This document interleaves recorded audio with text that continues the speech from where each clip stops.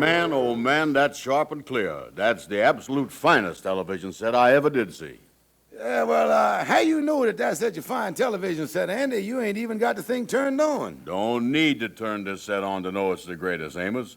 Just look at the nameplate. See what it says? CBS. Oh, CBS, yeah, that makes it the greatest. Sight unseen, boy. Yeah.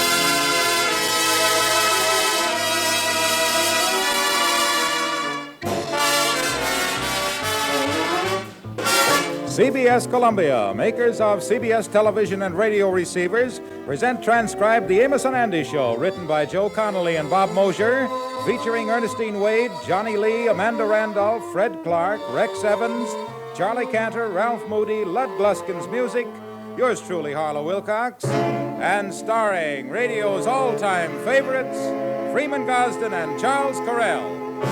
Amos and Andy!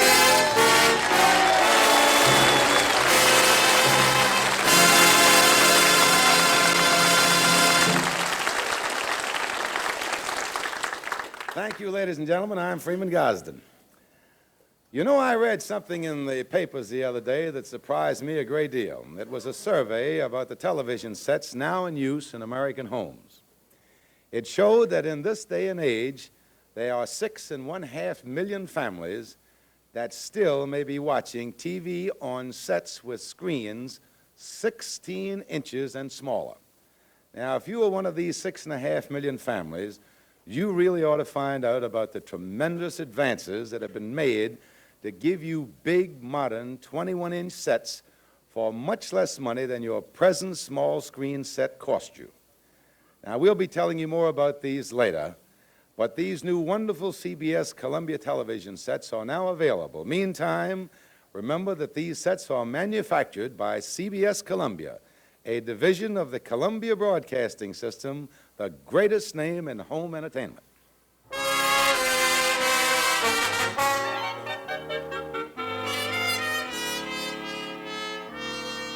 When the Kingfish got home tonight, much to his surprise, he found Sapphire and her mother with their bags packed and their hats and coats on. George, Mom and I is leaving right away. My sister Imogene is getting married, and we're going to Baltimore to the wedding. Oh, yeah! My little Imogene is finally going to tie the knot. Yeah, well, I ain't surprised. I knew when she got rid of them warts on her head, she'd have a chance. Her cranium had more bumps on it than a beanbag. Why, George, they was just beauty marks. Imogene was always considered the beauty of our family.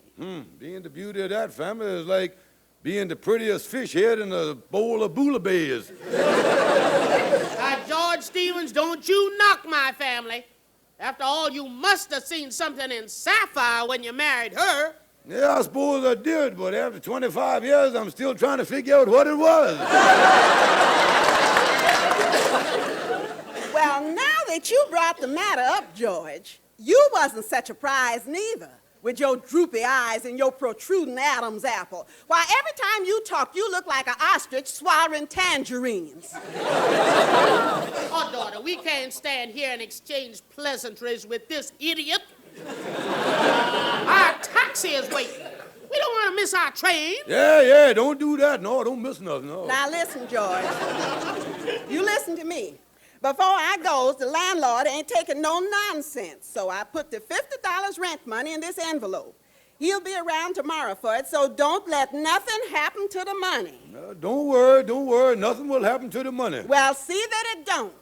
Goodbye, George. Goodbye, Sapphire. Goodbye, George. Goodbye, Mama. You messy old creep. What's that? Hey, goodbye, Mama. I'll miss you a heap. That's all I say.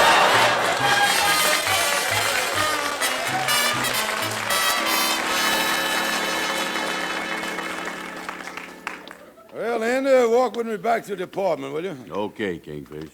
Yeah, I got $50 Sapphire left me in this envelope here, and I got to give it to the landlord before he lock us out the place. He is a mean... Hey, look there on the curb. There's a woman's pocketbook. Hot dog, look at that. Yeah, I'll get the thing, Andy, before somebody else eyeballs the thing. I tell you, I'm lucky... Excuse me, old chap. I do believe I saw that pocketbook first. Oh, I didn't see you there, but I do believe that I seen it first. My friend here, 20/20 Vision Brown, will testify to that. Oh, yeah, yes, sir. Now, see here. All I'm interested in is finding the rightful owner of the pocketbook. I think the first step is to open it and see if we can find some clue to its ownership. Yeah, I was afraid of that, yeah. Here we are. Let me see in there. Holy mackerel. It's loaded with money. Look at that, Andy. Yes, I'd wager there's $200 or $300 in there. Yeah, well, too bad there ain't no name and address in there. We just gonna have to split it. Just a moment, old chap. There are some credentials in here. Yeah, well, we'll split them too. Come on. I mean identification. I didn't. Yes, the pocketbook belongs to a Mrs. Robert Gunther, 1536 Riverside Drive. Telephone number here, too. What say I pop in and give her a buzz from the apothecaries? Well, we ain't got much time. Why don't you go in the drugstore here and call her on the phone?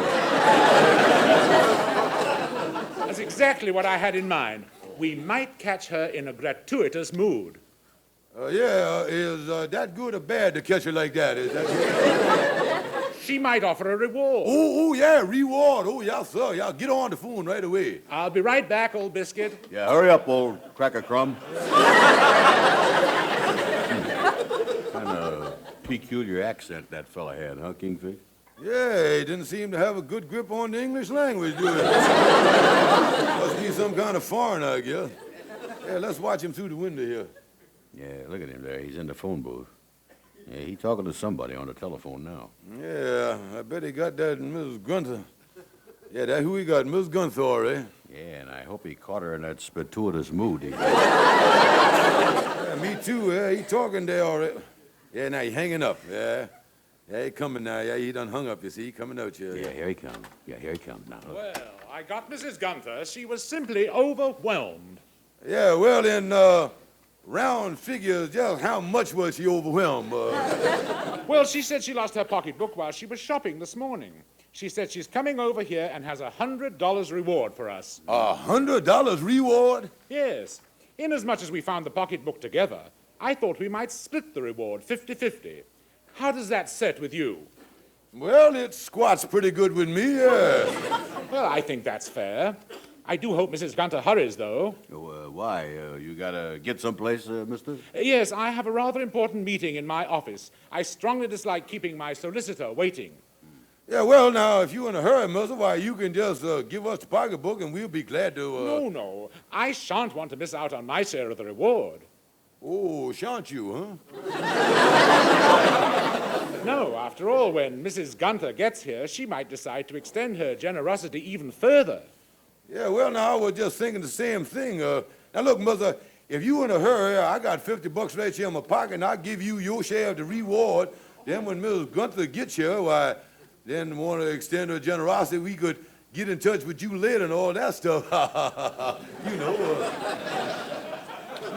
Well, I guess that'll be all right. You'll surely wait for Mrs. Gunther. Oh, surely. Oh, yeah, sir. Here you, mother. Yeah, wait a minute. I'll count it right out here. 30, 40, $50. There you is. Well, thank you. Now I shan't have to keep my solicitor waiting. Toodaloo, old bean. Yeah, and a few beans to you, too. Well, Andy, it's 10 minutes to 10. Now all we got to do is wait here for Mrs. Gunther to arrive and extend her generosity.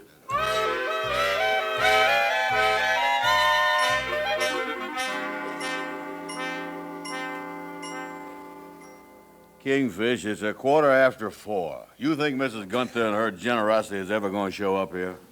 Well, I can't understand what happened, Andy. 6 hours ago, old Biscuit Head said she'd pop right over here. Yeah. Kingfish, I got a funny feeling. Yeah? You think maybe we ought to do a little purse peeking here and see if that $500 is all right? See if the moths got at it or something like that, looking in there? Yeah, good idea, Andy. Now, we don't want nobody to see us doing this here. No. Wait a minute, I'll open it under my coat here, and you can kind of look in there, peek in there. What do you see there? Can you see anything? Say, Kingfish, unless they's making money out of watered silk, there ain't nothing in there but a lining. Let me see, holy mackerel, Andy, it's empty. We been gypped. I done lost the rent money. Oh, Andy, what is it gonna do? Now, take it easy, Kingfish. I'll pop into apothecary here and get us both aspirin. Yeah, do.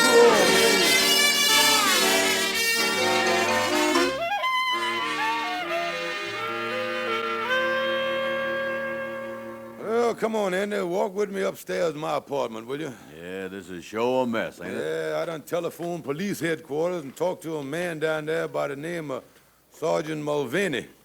He said that lost purse gimmick is nothing but a confidence game. Yeah, but Kingfish, we seed the money in there. Yeah, but don't you see, that's why the phone Englishman went in the phone booth. He didn't call nobody. He just went in there to take the money out of the pocketbook. And I was out $50. Yeah, and that was money for the landlord. You don't suppose your landlord would come up there and take up, Hey, Kingfish, look at your apartment door. A big brass padlock. Oh, me, Andy. Sapphire and her mama will be back Monday from Baltimore. Andy, what in the world is I gonna do when them two grizzlies get home and find out they're gonna have to be hibernating it in the Bowery Mission? Oh!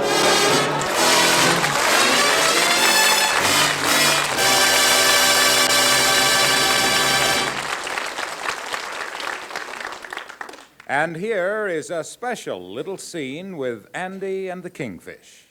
Say, Kingfish, why is you sitting there with your hands on top of your head? Well, this is my homework, Andy. I was taking a mail order course in phrenology.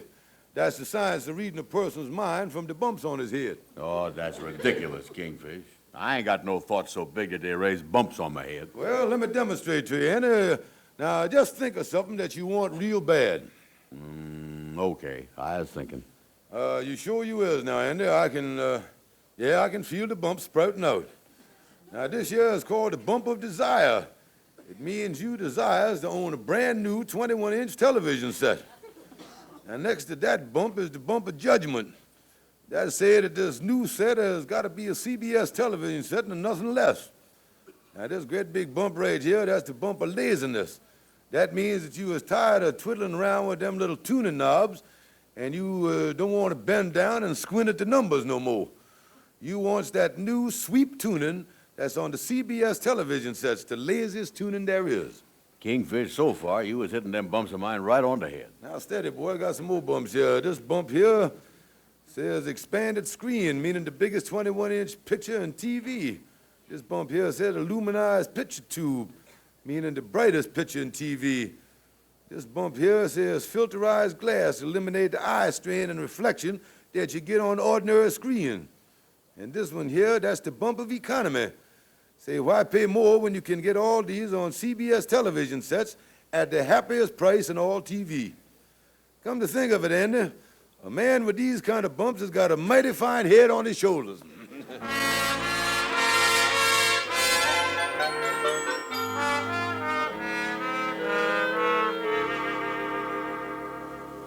Well, that's the whole story, Calhoun. I fell for that pocketbook gimmick and lost my wife's rent money. I done give the man $50 and he turned out to be a crook. Kingfish, you was suffering from that old Latin affliction known as giganticus cranius blubberitis. Giganticus cranius blubberitis. What do that mean? You was a great big fathead. Calhoun, look here. I sure I is. Now, look here. I done called Sergeant Mulvaney or somebody down at the police station, and he said that they gonna try to trace the fella, but I guess there ain't much hope in finding him. Well, now, wait a minute here. If somebody done gimmicked you, the thing for you to do is use the gimmick to gimmick somebody else.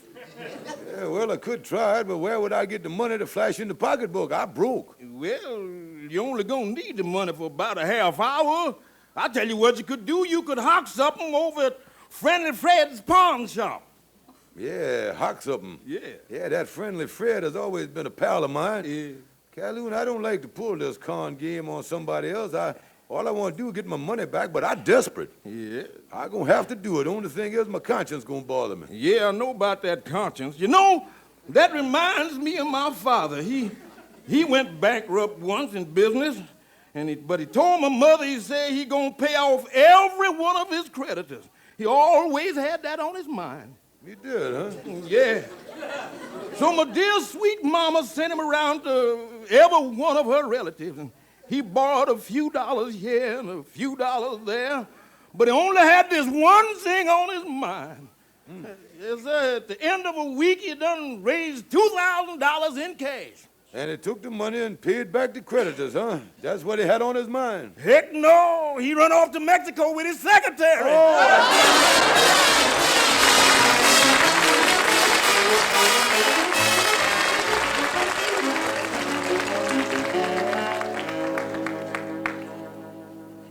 Kingfish, you think you can get $100 from Friendly Fred the pawnbroker so you can work the gimmick, huh? Yeah, I done talked the landlord into letting me into the apartment. I got sapphire silver candlesticks in this paper bag here, and I gonna raise the dough on these. But you think Friendly Fred will let you have the $100? Oh, Friendly Fred has always been doing me favors. Yeah. Well, come on, Andy. Let's get on in there. Hey, wait a minute, Kingfish. Look at that tall, thin fella behind the cage there. That ain't Friendly Fred. No, that ain't Friendly Fred. This boy really got a mean face, ain't he? Oh, there. Yeah, last time I see the face that mean, it was staring at me from back of a counterfeit quarter. Well, who you think he is, Kingfish? Oh, I guess Fred's got a new clerk here. Wait a minute, I'll handle the boy. I'll brush him off right away. Give it to him good. Yeah, watch me handle him. Excuse me, mister. But where's the fat, jovial-looking fella that's always here? He sold out. No, well, who is you? As of 9 o'clock this morning, I'm Friendly Fred. Then the old Friendly Fred ain't here no more? No. I bought the business, the stock, the fixtures, and the cheerful goodwill. Excuse me a minute, there, Mother. Andy, what did you think? I think Friendly Fred shortchanged this boy on the cheerful goodwill. Now, Look, what do you want? Well, I'd like to pawn these beautiful silver candlesticks. How much would you give me on them? $25. $25. What would you do if I told you I wanted $100 for them? Throw you out in the street. holy mackerel. His name must be Friendly Fred Malenkoff. Look, Mother, besides the candlesticks, I tell you what I'm going to do. I got my gold watch here and my pearl studs, and here it is right here, and here my diamond stick pin. Would you let me have the $100 if I threw all them in there? Well, I'll let you have 100. All right, sir, but I sure hope this gimmick works, because if it don't, there's only one thing for me to do, and that's to shoot myself. If you get that desperate, come back here. I'll give you a break. Oh, let me have some more money? I'll let you have a $50 revolver for $49.50. Oh, now wait a minute.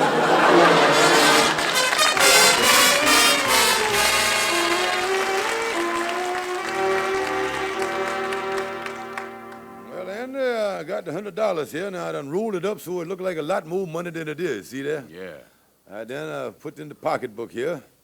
And then we goes out and find some sucker. Yeah, boy, that's the thing. Yeah, now after we pulls the gimmick a couple of times, I'll have enough to unhock the candlesticks and pay the landlord. Yeah. Now, you sure you got the gimmick straight? Oh, certainly. And I got the whole thing in my mind step by step. The pocketbook, the phone call, Mrs. Gunther, and everything. Oh, now let's go. Come on. Yeah, but first, don't you think that you ought to take the, Well, Andy, look here. Is you under the impression that I is stupid? Is you trying to insinuate that I don't know every move I'm making? Now, come on, let's go. Kingfish? What is it? You done put the money in your hat and you're wearing the pocketbook on top of your head. Oh, wait a minute,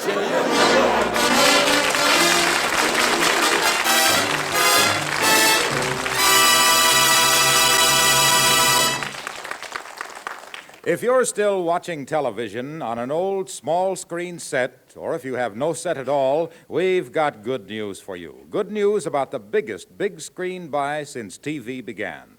It's the great new 21-inch CBS television console with TV's newest feature, sweep tuning, and TV's happiest price, only $199.95.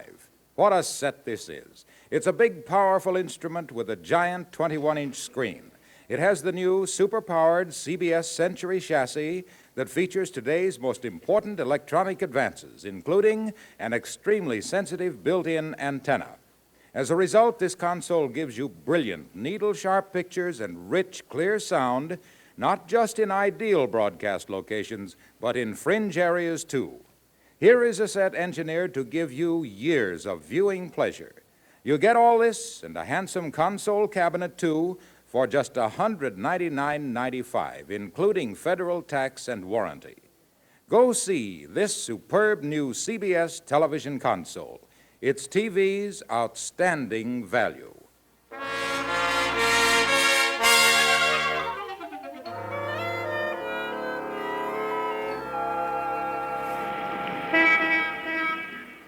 Well, now, Andy, we're all set. I got the pocketbook here with the money in it. Yeah, now you remember how that English fella pulled the gimmick.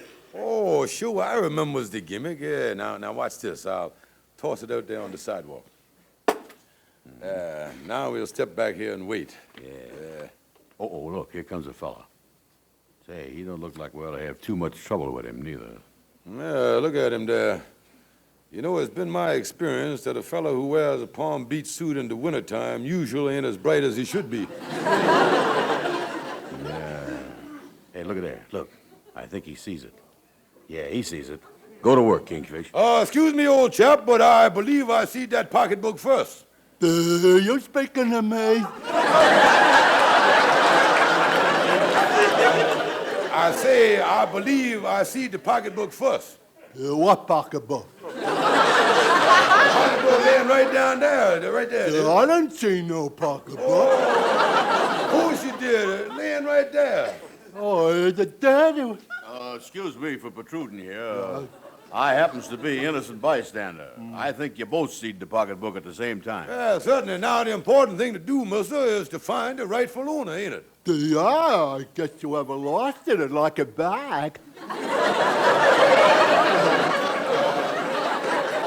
Now, the first thing to do is to open the pocketbook and see if we can find some clue to the rightful owner. Yeah, that's the thing to do, all right, stranger. Yeah, now let me open the thing. Well, how you like that? Must be $400 or $500 in there. You seen it with your own eyes, didn't you, mister? The cheapest. It did look like a lot of money. Now, while I was looking in there, I see it belonged to Mrs. Robert Gunther, 1543 Riverside Drive. I see the phone number in there, too. Yeah, I seen it, too. I'll bet if we took the pocketbook over to her, she'd be glad to get it back. Yeah, we could walk right over. Yeah. Now, wait a minute. That ain't the way it worked. Wait a minute, sir. No, right now is where I pops into the apothecary and calls up Miss Gunther. Yeah, that's right. You catches her in a spirituous mood. Oh, whatever you say. Yeah, certainly. Now, me and this total stranger, Miss Brown here, will go in the drugstore and call up. Now, she might offer us a reward. The reward? Oh, boy. Yeah, now, I tell you what, you wait here, mister. We'll be right back. Come on, Andy, come on. Look at him out there, Kingfish. Boy, we really got a dodo with this boy, ain't we? Yeah, he ain't even watching us. Nah. Oh, this is like taking candy from a baby, boy. Yeah, enough of this. Come on, let's get back. Yeah. Oh, you're back so soon? Yes, sir. Miss Gunther said that she coming right over. She really happy, all right. She says she gonna bring us a $100 reward just for us. $100? Oh, that's keen. And when she gets here, why, we'll split the thing. Oh, that'll be fine. By the way, ain't you got to go someplace? You go someplace? Yeah, don't you have an important engagement? Yeah, ain't you got to meet your solicitor or something? Oh, no. I'm going to stay here until Mrs. Gunther gets here with my share of the reward. Oh, well, if that's all's holding you up, old biscuit head, why, I'll be glad to advance you your share of the reward now.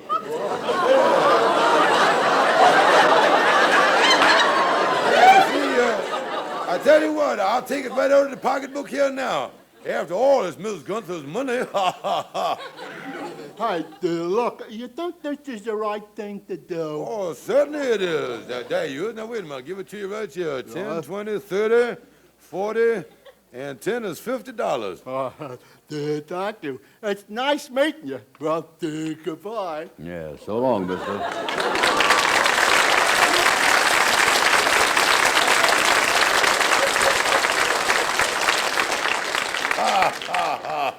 We really pulled the wool over his eyes, didn't we, Andy? Say, Kingfish, tell me something. Did this thing work all right? Oh, certainly, Andy. He went off with $50. We got $50 here in the pocketbook. So we ends up with a grand total of $150. Yeah, but if we only got $50 left in the pocketbook, where at do we get the other $100? Where do we get it? We just wait here till Mrs. Gunther brings it to us. Oh, Andy, the thing to do is to wait right here. Yeah. It's a good day for singing a song. It's a great day, Diodo. Hey, by the way, Riverside Drive is only around the block. She's taking a long time getting here, ain't she? You know something, Kingfish? It seemed to me like she took a long time getting here the last time, too. Listen, numbskull, what is you talking about the last time? The trick is that there ain't no Mrs. Gunther. Don't you realize that she is a Tickfish's character? Yeah, well, if she's a Tickfish's character, what is we doing waiting for? Well, don't you see, the gimmick is... Oh, the gimmick. Yeah, the gimmick, you see, the thing, holy mackerel, Andy. We've been swindled. That fellow was a crook. That's who he was.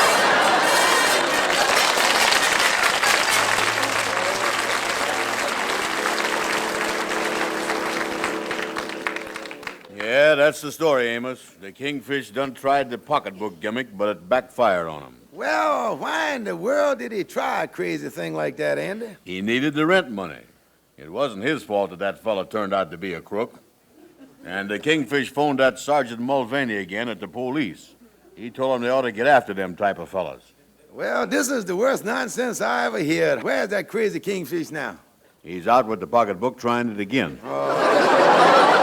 That Kingfish is trying to pull the same thing again? Yeah, he done wrapped the $50 around a wad of paper to make it look like there's a lot of money in the pocketbook, and he done memorized the gimmick good this time. He said this time he can't make no mistake. Oh, Andy, I ain't never heard of such a thing. That is a crazy...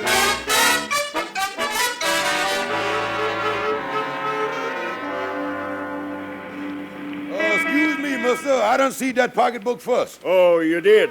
And I suppose now you call Mrs. Gunther and we wait here for the reward. Wait a minute, mister. How you know all this? How do I know? You're the guy we had the complaints on. Come with me. I'm Sergeant Mulvaney of the police department. Oh, no, no!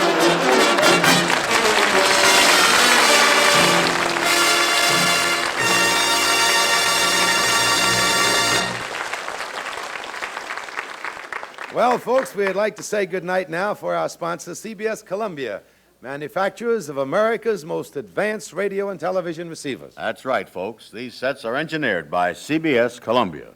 We were inviting all of you to go in and see the brand new CBS Columbia sets for 1955. And when you do, would you be kind enough to tell the dealer it was Amos and Andy who invited you? Thank you and good night. See you next Sunday.